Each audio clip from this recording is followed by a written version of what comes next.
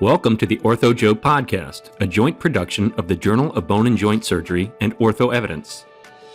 Join hosts Mohit Bhandari and Marc Swankowski as they discuss current topics and publications in the world of orthopedics and beyond. Morning, Marc. How are you? Nice Monday morning. Yeah, I've got something interesting. So Tim Hortons at McMaster in Canada has gone back to their vintage cups. They're doing a historical 1965 onward. So they've been serving great coffee since 1965. Just putting it out there. That's incredible. Well, I have to tell you, Mo, I am sitting in Seattle and it's 6 a.m. and the only cup I have has pens and scissors and stuff in it. So I think you need the coffee more than me, but I digress. Today, actually, Marc, we're going to be chatting with someone known to both of us, Dr. Antonia Chen, who is the professor and chair of the Department of Orthopaedics at UT Southwestern. And she's been a part of the journal for quite some time. And, first of all, welcome, Antonia. And thank you so much for taking a bit of time. This is about you today. This is all about you. We're going to hear about you and all the cool things that you do. Well, thank you. I'm honored to be here. What I'm sad about is I don't have a Dunkin' Donuts or a Wawa's coffee cup, because that would really complement what's going on right now. So absolutely. But you will get a cup. Time. You must have lots of cups that have JBJS on it, but Ortho Joe. We'll get you an Ortho Joe. There's an Ortho Joe one. There's a Your Cases on Hold one. I've got lots of JBJ. The complement of JBJS series, we have complement of journals. We have a complement of cups too. Absolutely. Well, maybe I'll just start. Some swag. Yeah, Marc. I'll just start off by just introducing everyone that, and they probably already know through some of the communications we've had at the journal, but Antonia is now serving as an executive editor within the Journal of Bone and Joint Surgery family. And in that role, there's a few of us who are working together towards strategy. So it's a new role in the journal, and we're really, really proud to have her part as an active member. So welcome to that role, Antonia. But I'm sure people are probably curious a little bit about, just your history. So maybe you can, I'm sure you've done this lots, or you've had lots of bios given of you. What would that bio say if someone's introducing you? I'm going to do it probably in the context of JBJS, I'll be honest. So, I started as a fledgling resident at the University of Pittsburgh. And while I was there, one of the attendings said, "Hey, can you do a review for me?"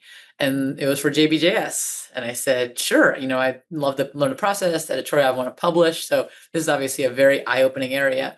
And to this day, I say I am where I am today because of reviews. That's truly the cornerstone and the backbone of why I am where I am today. I started with reviews, reviewing under someone else's name, and then reviewing under my own name. And, your name's on the line. You should see my first reviews. They were like 4 pages long, right? I was like, put a period here, put a comma here. Like I was copy editing. And that's not really what a review process is about, but I didn't really understand that as a resident. So, fast forward to fellowship at the Rothman Institute and then stayed on as an attending at Rothman. Throughout that process, I just kept doing more and more reviews, and it started off as case connector reviews, right? So it can make a nice small niche, and then I went in bigger, and I kept asking. I was like, well, now that I feel comfortable in this area, is it possible to do others? So I did, essentialist surgical technology. I have a login to many different journals of JBJS.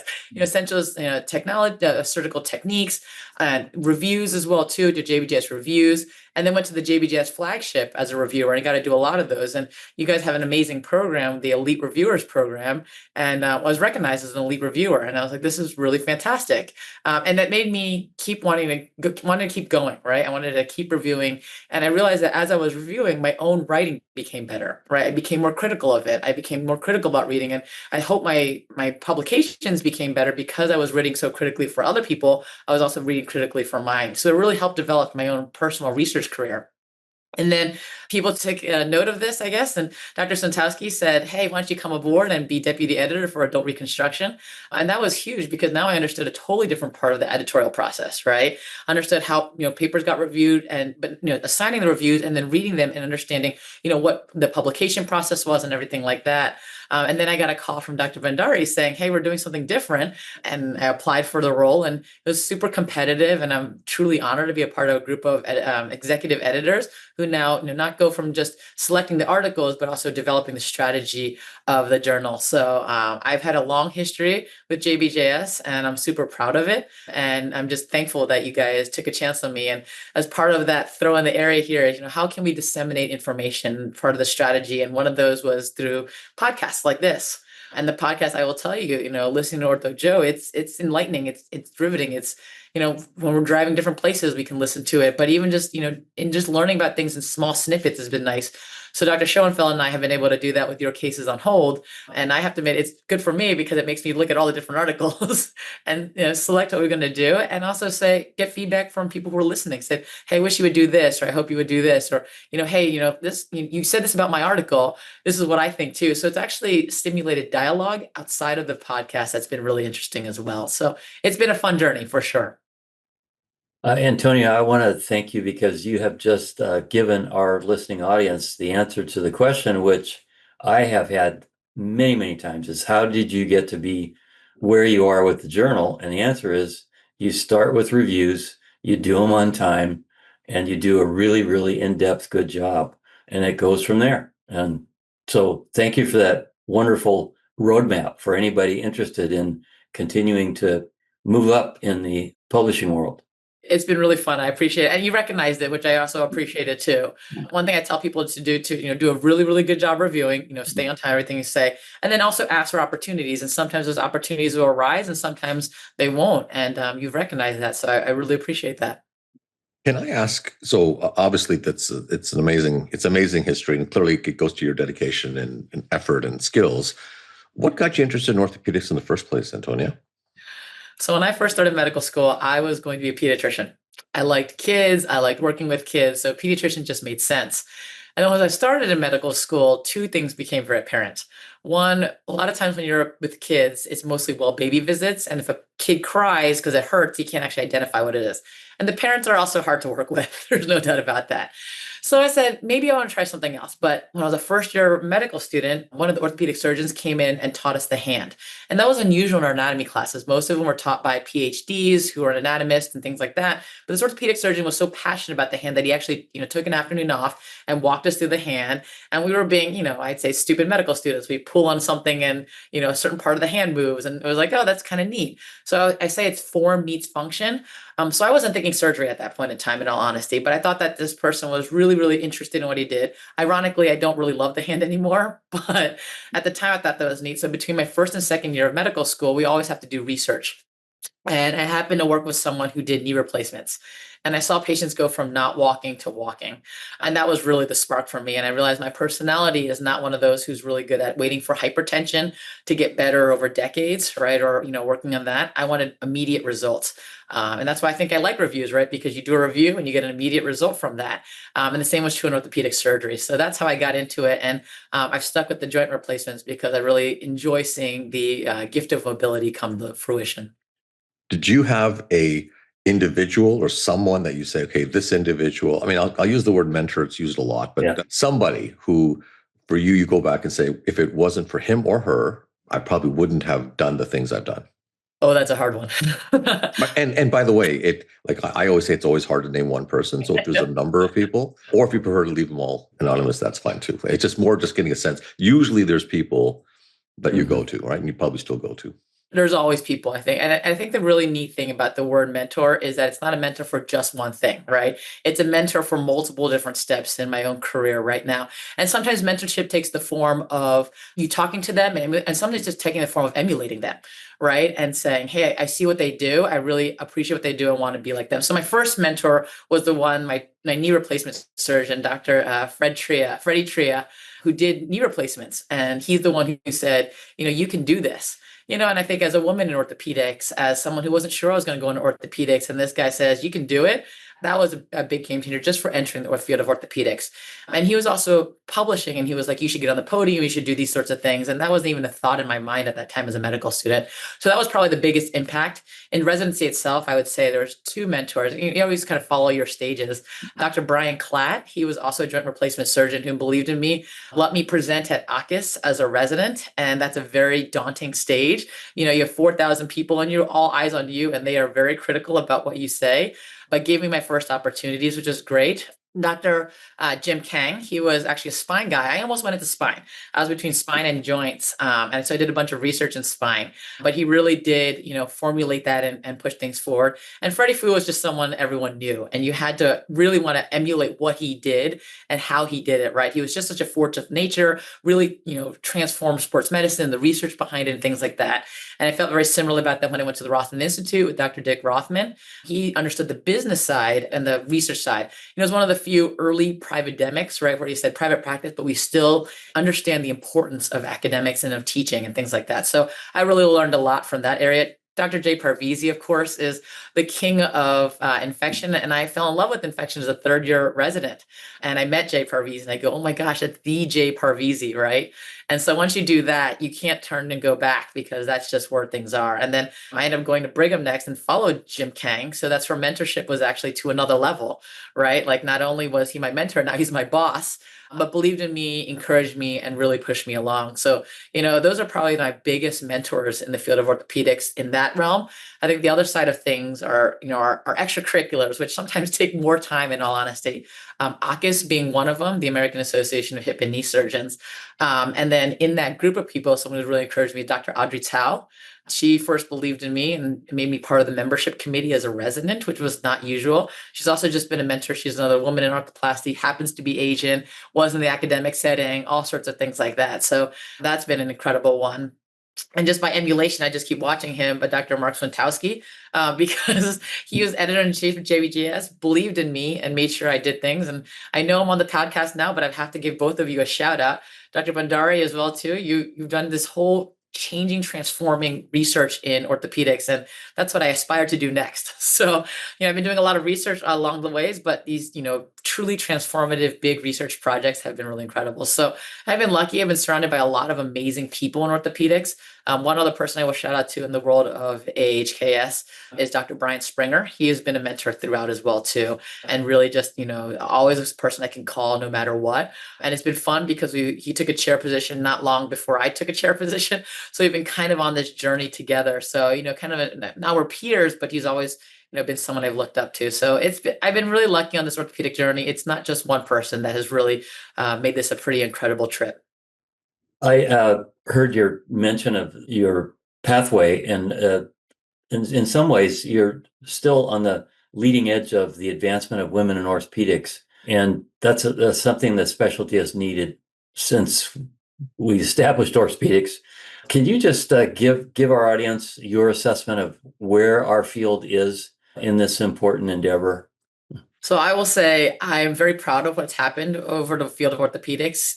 Now people say we are 7% women in also specialties, but that's a huge jump from 4% only about 10 years ago, right? So over the last 10 years, there's actually been a huge increase in the number of women in orthopedics. And I think it's based on a few things.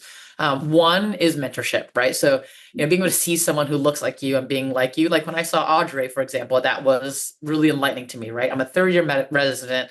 I'm interested in I'm interested in arthroplasty. Whether or not I can do it, I don't know. But I go to this meeting and now I see someone who looks like me, understands me, things like that. And she's not the only one. There's other there.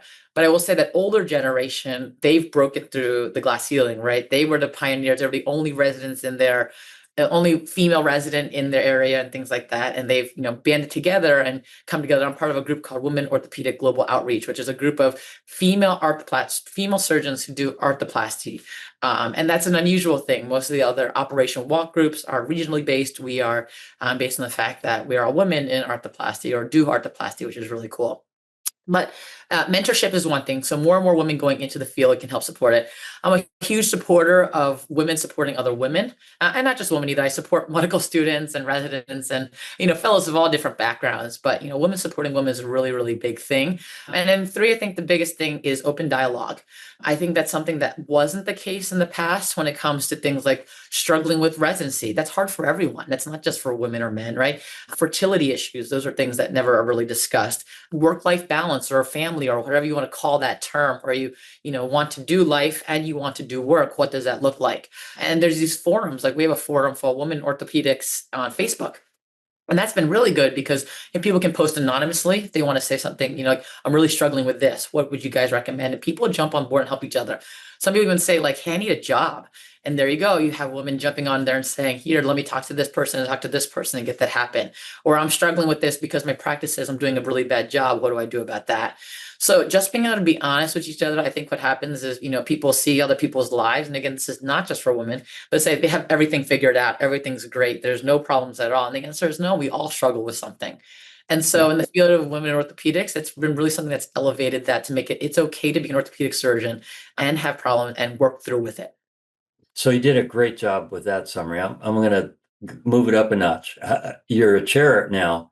Yeah. How are you going to approach our field's issue with underrepresented minorities in our field? Right. That's one of the other areas that we've worked on, the woman piece, and that is taking off, which is great. Underrepresented minority is a harder one because of multiple different factors that I think affect it. One, same thing as mentorship, right? So encouraging more and more people to go into it so that people look like them, feel like them. So I really like Nth Dimension, Gladden Society, things like that. I'm a member of those because I think it's actually very important to support people in that. Part of it is also just giving the belief that they can do it. So I was going to say something about women is like, you're not strong enough. If you want babies, you can't do this. Same with underrepresented minorities, right? They're not told that, oh, you should consider, you should be an orthopedic surgeon. You should do it not just mentorship wise, but like you're smart enough to do so. You're strong enough to do so. You have the means to do so. And that's the third one where I think financial could be an issue or opportunity. And I think opportunity is what I can do as a chair, right? For example, bringing in people to do research, right? Because you do research, you get to know them, you're more likely to bring them on board. Opportunity to say, hey, look, put a saw in your hand, see what it feels like, see if you enjoy that process, because you may not have gotten that encouragement beforehand. So I think those are the areas. And one other area too that I would love to be able to do is for sub-Is. It's an incredibly expensive endeavor. Applying for residency as well as expensive. So can we create programs where we say you apply for a scholarship and then all of a sudden doing a sub-IR place is free and you don't have to worry about that. It'll cover your travel. It'll cover your lodging expense. Those are hard to do. And that's not just for underrepresented minority. That's just for a lot of medical students. And if you can't do that and you demonstrate need, then that's something we can take that one barrier out. I love the idea of, when you talk about equity, it's not just saying giving everyone the same opportunity by saying, okay, we're going to open up this door and let everyone do it. Well, for some people, you just need one step. Well, some people needs 3 steps to get to the exact same level so you can see over a fence, for example. And so how do we do that and tell the different people saying, each individual is different. And so can we give you those 3 steps so you can see at the same level of the fence as someone who only needs 1 step to do so? That's a great summary. Thanks very much. And maybe as a last point, there's going to be lots of folks, Antonia, who know you, and then there'll be some who don't, who have read your papers, who hear about you, think, my goodness, all she does is work, work, work. And here's your chance to tell them, to say, no, work is really important, but I do have fun. So what does Antonia Chen do to have fun when she's not working? I'm laughing really hard because I'm like, fun? What's that? It is funny when people meet me for the first time because they know me by my paper or something like that. They're like, oh, you're normal. I'm like, yeah, I'm a human being. Like, I like people. I like hanging out. I like talking and stuff like that. So for fun, what I like to do is I would say Pelotoning and biking. I have not biked on the roads of Texas, I have to admit, but biked in the more safe parks because driving here is a little bit crazy, I have to admit. Coming from New Jersey and coming from Boston, Texas is actually crazy driving, but that's a whole nother discussion. So biking is probably my go-to. I love hiking. Hiking is a little harder in our state, so I go to other places and go hiking. My sister lives in California, going to Colorado, just hiking is really fun. And I like to hike with my fiance and our 4-pound dog. As she gets older, it's a little harder for her to hike, but she did Acadia with me. She can move. So those are probably my go-to things, and just hanging out, spending time with my family, friends, and our dog. So those are the things I like to do for fun. And I actually like to travel. That's the other last thing. I get to travel a lot for work, so that's really nice. But even just traveling for fun. I recently went on a trip with my best friend from medical school. We went to Norway, and it was a random country. We said, it's the summer, so it's hot over here. We want to go somewhere different, and there's not a lot of meetings in Norway. So we say, why don't we go to Norway? And we did a lot of hiking. We did a lot of, being outdoors and some boating thing, and just, it was really fun. So those are the things I like to do and experience new things. Well, there you go. So if you want a meeting with you just have to get you on a hike and maybe grab you a coffee, right? Coffee and a hike. Well, and Dunkin' Donuts, right? Yeah, whatever. That's awesome. Well, before we sign off, I want to get really personal here. Who is your favorite instructor on the Peloton platform? It's a tough one. I've cycled through multiple different ones. I think Matt Wilpers is still my go-to, but Cody Rigsby is hilarious. So depending on my mood, if I'm in a serious biking mood where I'm like trying to, train for something, that's a Matt Wilpers. But end of a long day, I just want to veg out and just laugh. Cody Rigsby. Great answer. I don't understand what you're talking about. All I know is you get on a bike, you take it into the forest, and you pedal, and that's the extent of my Peloton, whatever you want to call it. Yeah. It's a different language. It's Canadian, U.S. Fair enough. Listen, Antonia, great having you here, and thank you so much for everything you're doing for orthopedics and certainly what you're doing for the journal. Have a great day. Thank you so much, guys, for having me. Yeah.